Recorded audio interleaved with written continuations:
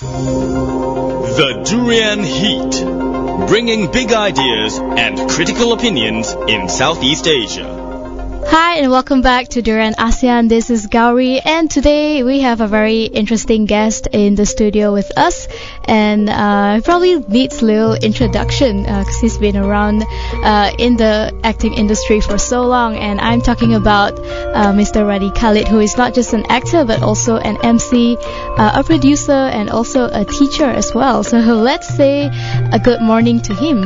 Hello, good morning. I've been around, babe. Yeah, hello, good morning. Radhi Khalid here. How's everybody? Thank you so much for joining us in the studio today. My pleasure. So, Radhi, maybe give us, you probably don't need any introduction, but just a little bit of background to yourself. What do you do? Why do you have so many different designations to yourself? Oh, okay, I could go on and this might take hours. Kidding. Okay, basically I started in 86, trying to make my big break into filmdom, acting bit and stuff, being a star. But I had to, of course, be grounded and work for a living, because that time things were slow and I was new and blah blah blah. So I was a waiter waiting for my big break for a couple of years, and then I became a production manager, casting director, assistant director with a television film production company for another 4 years. And meantime, while being a waiter and then a production manager, I was doing a bit of acting as well, dancing, singing, emceeing, whatnot, until I left the production manager job and I went full time, full gear, full swing into acting, where I do theatre, TV and film. So how long did that whole process take for you? Basically about 8 years of doing it part-time, and then from 94 onwards until now it's been kind of full-time for me. Okay. And I recently became a producer as well. That means not just a production manager producing stuff, but producer, where I have my own company, Radical Films in Ramarhat. You can Google it, www.radicalfilms, radhikalfilms.com, where you can see a bit of my background story, what I produced for televisions, and I hope to produce for theatre as well, and the cinema too. So back when you started, what year was that? 86, when I was 21, I think. 21. Yeah. So from 86 to 2015, you've come a long way, and I'm sure you have picked up a lot along the way.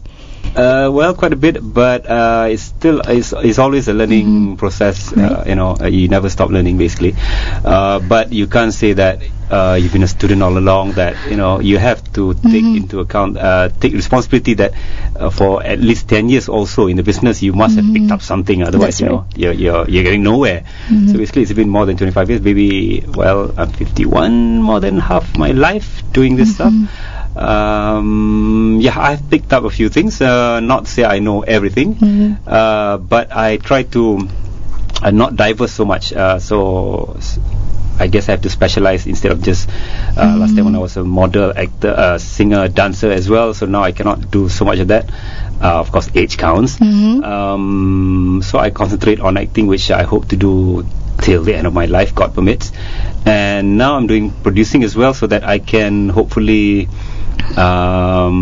conjure or flesh out what I want to do, or what I want the movie industry to be about, or what kind of stories I want to push across. And being an actor for so long, what are the major differences that you have noticed back then when you started and compared to now? Okay, back then I would say that we have to work much harder. The opportunities are a bit less, or really less. Then we survive, I think, two economic crises where it affects the film or entertainment industry as well. Okay. I think when I first started, I think when I first started the few years, 86, I think there was one, 96 there was another one, and hopefully not anymore. I don't know, but with the things happening now, well, you can't say. And the movie world has been up and down. One year it was flourishing so well, and then with a lot of good products as well, mind you. Okay. But then it's intercepted with some not so great stuff. So I think the whole package has been tainted, tarnished, and then people lost interest. And then it went down, really down, and then it picked up again with either typically popular, not to say it's not good, stuff, plus some other crap as well. And now I think this past years has been a bit slow, although people are still producing quite a lot. Slow in the sense that it don't get picked up, it doesn't go into the box office business, or it don't make up for the cost, I think. So now it's a question mark year whether we still can pick up with the movie industry or not. TV has been, there's more stations. When we first started, there was only one or two. Now there's like one private TV station has got so many channels that where actors or producers have opportunities to give out their products as well. But sometimes you find that, and I have to say that, actors have lots more opportunities, more doors are open for them, and some of them are quite good, quite disciplined, in the looks as well. In the looks department, they are like, where did they come from, as well. So they got a lot of opportunities as long as they're disciplined, and luck has to play its part as well. They have got it better than us lah, basically. We had to really struggle then. Since you mentioned that, I also want to ask about the quality of acting, because you said back then you had to work really hard. Do you think that that circumstance sort of made the actors work hard and really prepare themselves for the role, as opposed to now when the opportunities are just there, and it doesn't matter if you have an acting background or not, pretty much anybody can just sign up for it and go for auditions? Yes and no. I mean, we had to slog it out in terms of getting a chance to have an audition, in terms of getting a small break even, then nowadays they can have it easier with all the reality shows, with all the social media especially, that too, yes. But then again, doesn't mean they don't work hard, doesn't mean they're not good. I wouldn't say that the newcomers are just riding on their looks only, but on the one hand, the powers that be is counting, I think, too much on that factor that we want teenage stories only, we want teenagers only in our, maybe it's a trend, I don't know, to be put out there. I think that's a bit too much of that, because as where film industry is concerned or filmmaking is concerned, there should be quite a balance of stories that you want to make. A story about teenagers, a story about social issues, a story about matured people, characters, because that's our life. We evolve in humanity. We evolve from babies. Of course, you don't have baby stories so much, but they do actually. It could be possibly put out, and it has been done also. But it goes from teenagers, youngsters, teenagers to adults, and also old people. You can make a lot of different stories about really old people, grumpy old men, etc. Okay. And I want to ask about the movie scene itself, talking about types of movies that are produced in Malaysia. It seems there's been a lot of criticism that Malaysians are more open to the Western movies compared to the local movies. I think that was then when not only Western movies, but we were too open with Indonesian movies and Hindi movies at one time in the 80s.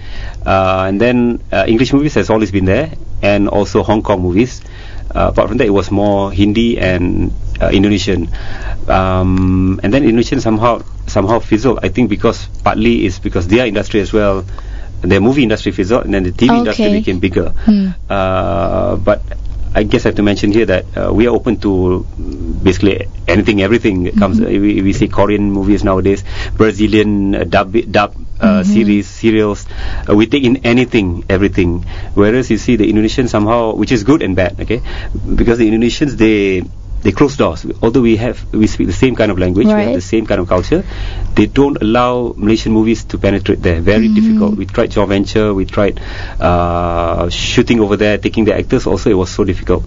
And whereas we were taking in every Slamet Raharjo, Bung Slamet, Christine Hakim movies that came in. Not say they were not good. They were good, but we were too open. I think that's in our culture.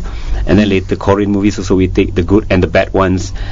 English movies are all good, as if they don't have B-grade ones, Is there a reason why we do not have that standard or sort of that measuring framework on what is good and what is not? I think it's partly, not say totally, partly is our culture. We are, or we used to be, kind, nice, soft-hearted people. We can't say no, we don't assert ourselves so much, blah blah blah, right?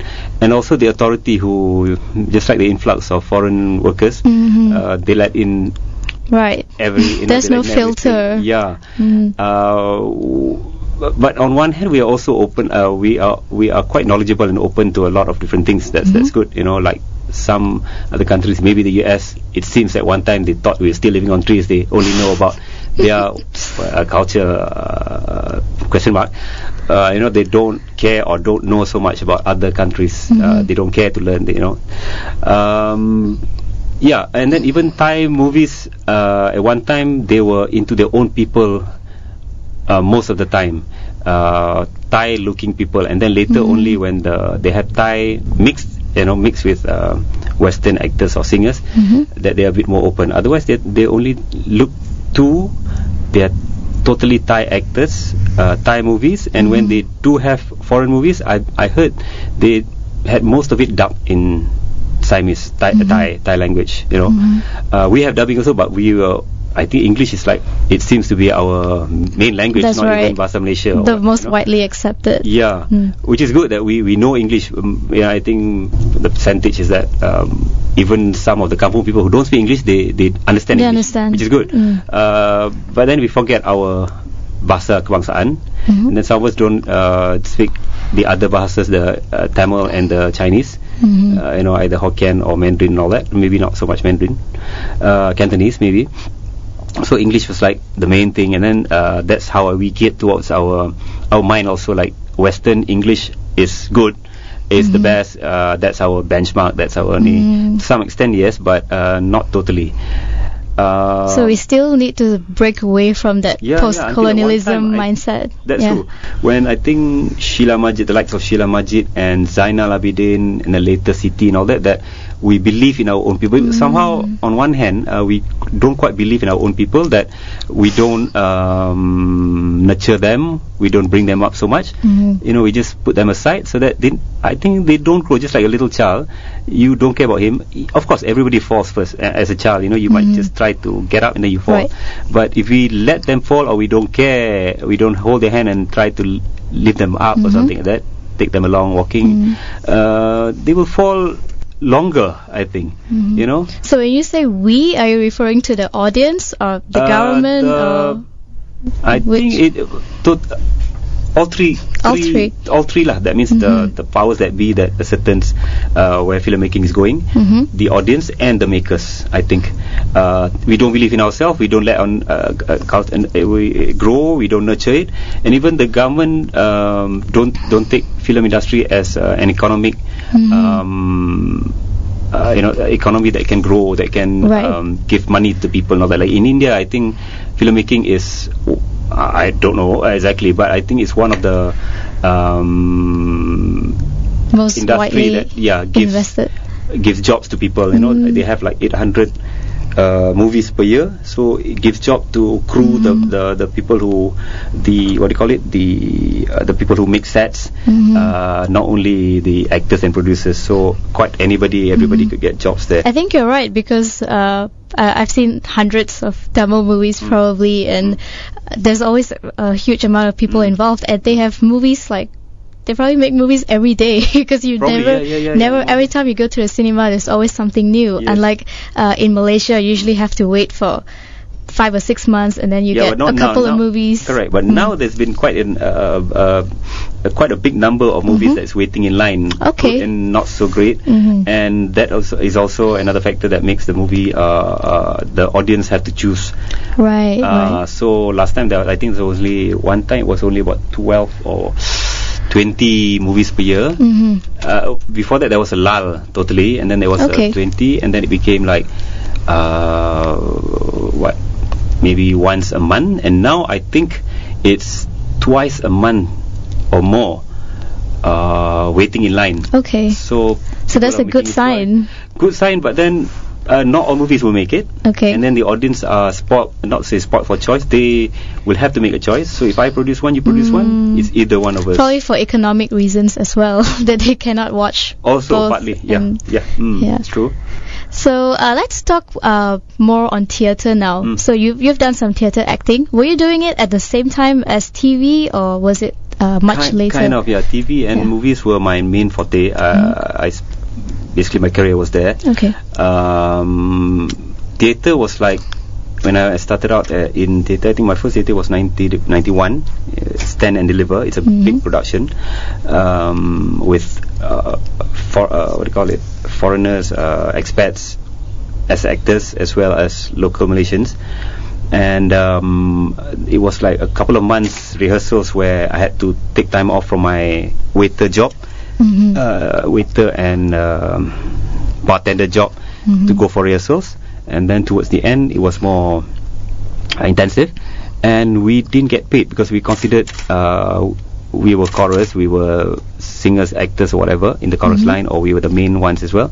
But I don't think none of us got paid professionally, because we were considered and the industry was such that they don't recognize this so much, to have it as a money making industry, or professionalism is there and all that. I mean, where money is making where it as a part of your economy, or it's a job designation that is concerned, so it's not recognized so much. So to some it was like a hobby. To me it was, it started, it was a profession, but hobby also, but it was also a profession for me. But of course when I first started out I was not getting much money. So what we got paid then for that Stand Deliver, if I remember clearly, I think I just got a token for Tower Records to get your CDs or DVDs from Tower Records for 90 ringgit or 100 ringgit token voucher. And sometimes we do theatre, then there was no promise of money. You do it for the passion basically. And now there's a bit of money there. With like Spanar Jaya, they are sort of under the government, so they have allocation. With other outfits, they will make sure they get sponsors. So not say you can make money from theatre, but you can get a certain amount there, instead of just saying it's only for my passion. Right. So what I did then was still, because of that factor, I was more still acting in movies and drama is also a passionate thing, it's just not just to make money, no way. But where theatre is concerned, depends on the casting and on the offer as well. But I would say that I do probably one theatre a year only. So one theatre would take about, last time was 2-3 months. So acting was any day that they offer me jobs lah. It can go on for a series for 1 or 2 months. Can be a 7-day telemovie, or it could be 3 weeks work for a movie, cinema. So what theatre, I have to sort of, in a way, limit myself to 1 or 2 theatre per year, because it was taking too much time, at the same time not giving enough money. So I had to take that into factor. But otherwise it's still a passionate thing to do, And you still do it until now? Because I'm passionate about it. Right. And now there's a bit of money there. Okay. So I'm curious to know, when it comes to theatre acting, from an acting perspective, how different it is preparing yourself as an actor for film and for theatre. Okay, where character is concerned, it's the same. Just like theatre, TV, it's the same. Just like when you do a comedy role, you do a non-comedy role, it's the same. Basically, you are getting into another person's shoes. You have to know the psyche. You have to maybe on a second stage that you have to learn mannerism, you have to learn characteristics and all that of that person, that character, that profession that he has taken up, blah blah blah. But preparation, getting ready, otherwise, of course, theatre will give you a bit more time, and then you have to get everything a little bit more detailed, because you are doing it. You're going to be on stage like from A to Z, from from the start till finish, basically. So there's no time for you to take a breather and get out of character or whatever. You live, are there. It's right there. It's live right there in your face, kind of thing. TV, you shoot a span of say 10 days for a role, and you go back, see your wife, see your kids, be somebody else or whatever, be yourself, and then you go back. And in between scenes also, you are taking a breather. When you're making a story about prisoner of war, action sequence or whatever, and then in between you are laughing about something else that happened, about a Hollywood movie or something, and then you get back into character. So it's different. But doesn't mean to say that TV or movie acting is any less serious, or any less serious, any less important. You have to grab it by the neck and treat it as the same, basically. And tell us about your new show, which is How I Learned to Accept Reality by Sleeping Through It, or Ana or Bene. It's an interesting title. Okay, basically it's about family. What do I say? It's not a distraught family, not psychopathic, but okay, basically it can happen to anybody. So it's typically normal,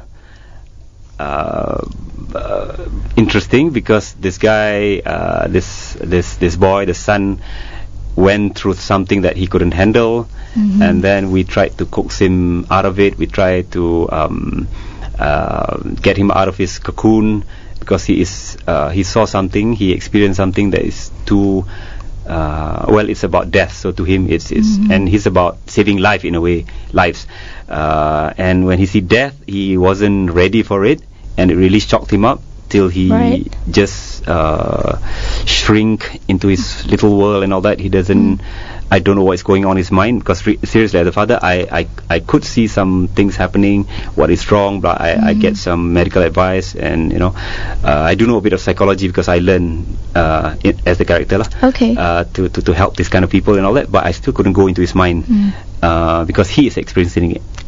So to him, that is so true, and he couldn't let it go.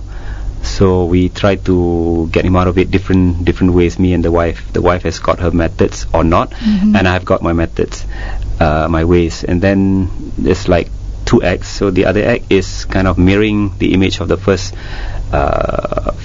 story, family characters. Same but different slightly, And is this your first time working with kids? Well, he's not a kid. He's actually 20 plus. He plays a 20 plus year old kid. But I have worked with kids a lot of time.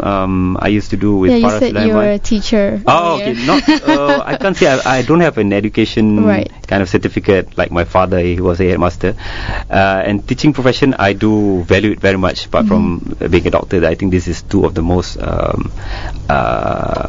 high priced profession that I think, because they most of them would devote their time, extra time to go back to who they are attending to, like the students or the patients. You know what I mean? They just don't go back after 5 o'clock and that's it. It's my family now, nothing to do with work. I have done shows like theatre last time. Some of it were musicals with Farah Sulaiman, like Broadway. Broadway stuff and all that, where I had to sing, dance and act with them, and most of them were kids ranging from 6 to 16. So when I do another one called The Swamp Thing, what was it, Kalip, something like that, I had to work with kids from all ages as well. So I do like working with them. Apart from that, I do share my little acting drama knowledge with not only kids but also with adults in colleges, Segi College, UPSI, and some schools as well. Okay. Yeah. And what about in terms of directing? Because you've directed and produced shows as well. Direct, I have been assistant director. Okay. Direct, I've not gone into it much yet. I do want to direct, but I did a bit, like 20 minutes of sequence scenes from my first tele movie. There was another director, but the footage was a bit short, so the duration was short. So we had to shoot another 20 minutes scenes. So, and director had to do something else already. It was past his contract. So I had to step in and direct about 20 minutes of stages and scenes. Right. Yeah, so that was my first direction. And then apart from that, I direct, I produce shows sometimes, in a way you're a director. But I've not directed per se a full tele movie or cinema movie, conventional movie. No. And you said earlier that you hope you can act for the rest of your life. And is there any other, I would say, dimension that do you see yourself doing apart from acting? Do you? Okay, basically the where acting or producing, directing is concerned, that's one. That's my passion. That's my career as well. You know, you have to feed yourself. Right. Apart from that, I have two other little dreams that, you know, I hope you don't mind me sharing. One is to open a restaurant or a cafe or a food outlet, because one, I love eating, I love dissecting food, and I think I could be quite a good connoisseur, is it, of food, of gourmet, I don't know. But being from Penang, most guys, not only girls, guys, in fact more guys I think from Penang, they love to eat and they can criticize food or comment on food. And I have tried. I'm not a chef. I was not allowed in the kitchen when I was young, because, you know, in Penang, old custom, boys should be out, girls should be in, you know, that kind of thing. And my sisters all are good cooks, I would say, good chefs. They don't end up being housewives only, mind you. But the guys, as for me, I think somehow I wanted to learn to cook, but I never could put myself in that position until I was hosting a cooking show. And then I had to bluff my way, act my way, like as if I know about food enough. I do know a little bit only from my grandma, you know, who used to cook very well, my sisters and all that. I bluffed my way until they wanted to shoot me and or photograph me cooking. So, oh my God, I call up my sister. My grandma was, you know, she's no more around. Call up my sister. I call up two sisters. I call up my mother to check on certain recipes and all that. I wrote it down. I tried it, and thank God it was okay. It was good enough, and it was different because we coming from Arab, Pakistani, what do you call it? Heritage family. Yeah. Our food was not typically like some Malaysian, Pakistani. They would be at least 4 times a week. They were cooking chapati and dal or something, but we already assimilated into Malay, Malaysian Malay kind of thing. But we still, what we did was fusion the food. You know, there was like something called daging roast Baghdadi or something that it's not totally Arab, but it's not Malay either. Okay. And then when I cook it, was different to the people who came to interview me, and I would say that it was good enough, though it was not as fine as how my daddy used to cook, my grandma. And they loved it, and then I developed more interest in cooking. I tried a bit more. I cooked for my family. Sometimes I failed. Sometimes they had to come in and rectify stuff, the dishes. But then I think if you love to cook, you're honest about it, you know, it can go a long way. So I do want to open a restaurant. One, because I love food and all that. Number two, because I think that food is the savior of the soul or something, you know. And when you give food, of course it's a business, but when people eat your food, you feed people, it becomes their blood, darah daging, you know, blood. And so you feel blessed. Yeah, in a way. Well, you said it finally. I thought that was too much to say that, actually. Oh, okay. I do feel blessed. Yes. Right. Yeah, because what we get from God, we give also, you know. The other one would be to hopefully set up a home, either for orphans, for old folks, or a school. Can be a a school that has education of any form to help out people who can't afford.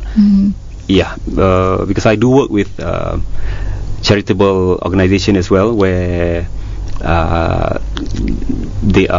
they can be old folks, they can be single mothers, but mostly they are orphans, children's, refugees, and that I think they don't get a chance to, like some of us, they don't have a chance to live well enough. In fact, some are really terrible conditions, terrible situations, and opportunities are scarce. So what we can do to help, we should. So we're almost running out of time, so if we can just go back to the play that is happening next week, May 14, 15, 16 17 and 17, yeah, matinee, that's right. So this will be happening at the Black Box of Damansara Pack, and right. Of course it's directed by the very renowned Christopher Ling, and also written by Arif Kamil. So before we end, I just want to ask you one more question that a lot of people have been asking me to ask you, so I hope you don't mind. How you always get typecasted, or maybe not always, but most of the time you tend to get one particular role in most of the movies. I do? Well, if you see how many roles that I have, if you count the roles, I think it might be like 20 roles. So if I get typecasted for 20 roles, is that called typecasting? No, right? Okay. Because I might have a different director who typecast me for a certain role, and then another director who typecast me for another role, not the same role. And then there was one director who typecast me for 4 different roles in one movie, once or twice already. I see. I'm like his muse. He has to take me for the umpteenth time, Probably what you're trying to say is that there's this certain role, Bangladeshi role that I'm quite renowned. Is that the word renowned for? Yeah. Because it's a comedy. It went on for 7 seasons. It was written well, conceptualized well by the by Radhi Khalid and Kaik, who has gone on to Astro, one of the high profile figures there. Radhi Khalid, of course, everybody knows Radhi Khalid. Nothing to do, not my brother, but like my brother, but it's not it's not my sibling. From another mother. From another mother and father, and he is very good in character portrayal and scenes. Like he can bring you back to the 60s with his just like his brother, who Lat. Yeah, like his brother. Yeah, his brother. Who we still remember Lat, the Kampung Boy, and all that. So it was based on Mamat, I think. Right. So Mamat has got this very nice way of making characters and atmosphere alive. So he wrote. Particularly, he was part of the team that wrote Abdullah in Spanar Jaya, and I think it was a good character. And I did my homework, and then the other characters, co-stars, were also balancing out everybody's image and stuff. So it became quite popular. But hey, that's how I first saw you anyway. So. But at the same time, I have to say that yes, and for some time people kept calling me for that kind of role because they think I do it well. I was bluffing somehow sometimes. I did my homework, but at the same time you had to prep it up with certain either little bits and pieces. But I also doing and what's sad about it is because some people think I'm typecast because they don't see other stuff that I do, which is quite balanced, quite a lot. And I would say that if it's not boasting or whatever, I could be I'm definitely not alone, but there's a small group now getting bigger of actors in Malaysia who does different kind of roles, not just like the heroic hey, hello, how are you kind of roles, Wayne, called John Wayne, or typecasted heroic roles only. I've done leading roles, a bit heroic. I've done pathetic, oh my god, what's happening to this guy roles. I've done hello, how are you roles. I think I've done comedy, non-comedy. What's sad about it is that people think when you do comedy it's not serious, but comedy is a lot of in fact harder work than tragic roles. And I did get an award for Best Supporting Actor in the Malaysian Film Festival for a very inverted commas serious role where I played an Afghanistan ex soldier. There you go. Thanks for clearing that up. I'm sure a lot of people will be wondering as well, and thanks for the explanation. So all the best for your show next week. Thank and you. maybe one more thing. What would you like to say, or what is your hope about the future of the acting scene, or the just the art scene in Malaysia? Okay, for that I'd like to give a shout out to Belinda Horn and Shaha, and of course my friend Mr. Ling, Chris, and the other guys, Taryn and Annabelle and everybody else who's been helping out. And please do come watch the show. It's quirky, heartfelt, not in your face, but you would relate to this kind of story, I think. And for my prayers and hope for the industry is that it grows well with honest people who wants to bring it up, who are honest about it, actors who are passionate and serious about the arts, the authorities who that's a long who have been doing good stuff and all that, but sometimes or somehow along the way there are nooks and bends that that go this way and that way that is not too healthy. And I think everybody should be given a chance. Just like if I'm already up here in the business, I don't want to be selfish enough to say that I know these people, I know that people, I can get opportunities. Well, strangely or frankly, I don't actually, and I do hope it's not partial, it's impartial. Is that it? It's fair? Impartial, right? Yeah, it's impartial for everybody. It's meritocracy, it's who's good. Right, okay. Yeah, so from the people who has the power to give you your jobs, to the advertisers from the station, the authorities, the government, the advertisers, to the producers, and to the actors who wants to make our industry their career lovable, a healthy outing for everybody. Hey, thank you so much, Radhi Khalid, for joining us in the studio this morning. It was a pleasure having you. The Durian Heat, bringing big ideas and critical opinions in Southeast Asia. Hi, I'm Radhi Khalid, actor, producer, director, MC, lover boy, player. You're listening now to DurianASEAN, the voice of discovery and sharing. So let's share our love, be honest about our craft, and let's be united and make the world a better place. Love to all.